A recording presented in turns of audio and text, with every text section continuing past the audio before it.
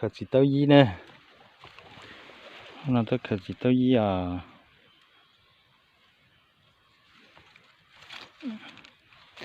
chỉ tao gì mà bông đầu tiêu mà lưng à,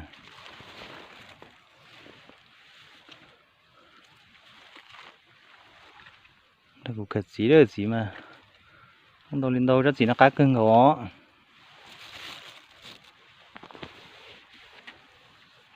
Chỉ mà bông đầu lên đầu đào vào tên nó bữa nay nó làm tàu lên tàu đó.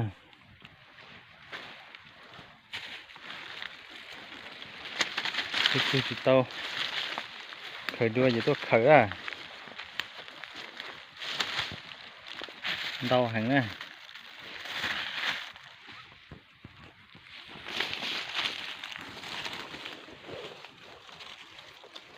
Nào nó tái xe lại, chuối xe.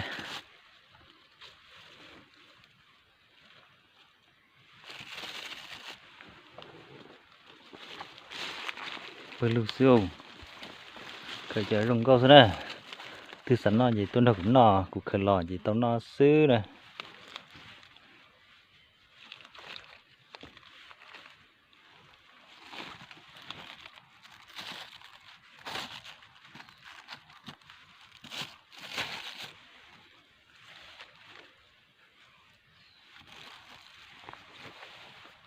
Bùn na này, là na chơi cái gì từ bùn na ở luôn na rồi, khởi đuôi lưu thế. Bà rể na lo này, tôi giờ thì việc bỏ khởi cái bà rể na lo đó, bà rể na tàu này, cái lấy mình gì chứ.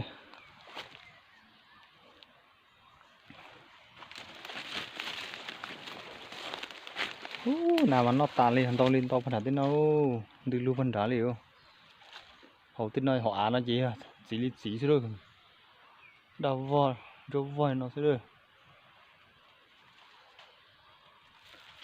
Xài sẽ cho chỉ cho từng chiều.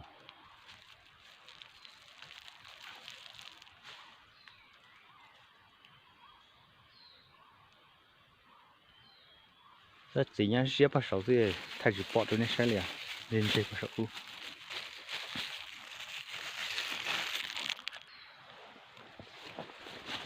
Tí đó, ai chưa?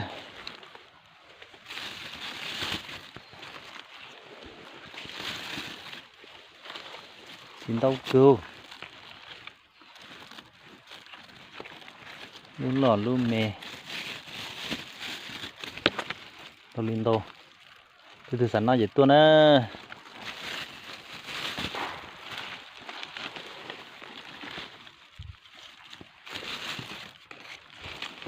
Tôi cũng mà lên, cho nên là các tôi khởi tàu đấy, từ sẵn tôi. Đế từ đâu, có gì đang nhớ đế hẳn không? Chỉ dễ kêu.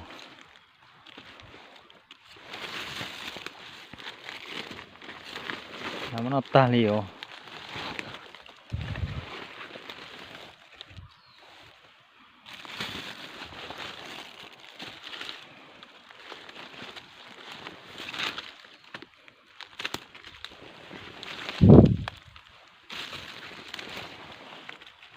Cho nó cá cha cho ai là muốn đặt tala nó cho nó này, cái gì hàng nữa cho xí này, chỉ lại trong đi chợ đặt tala này, chợ đặt tala một lúa này, cho nó cá gì thế này cho nó,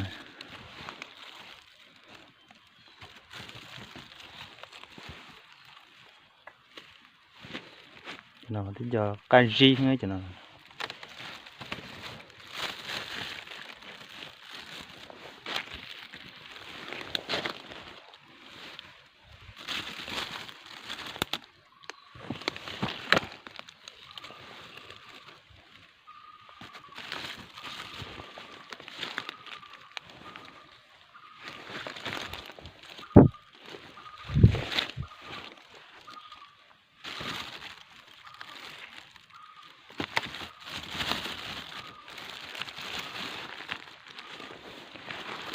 Tàu thì tia chỉ thay dù cái bỏ đấy ra, bỏ yêu khởi gì liền.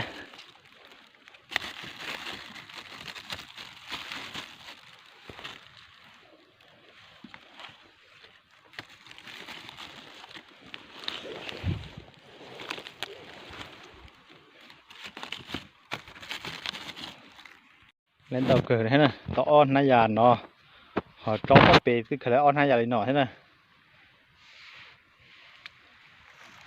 cho nó đi rồi thế này nó đi rồi sau nó là bún cầu sau đó nó là bún cầu thế này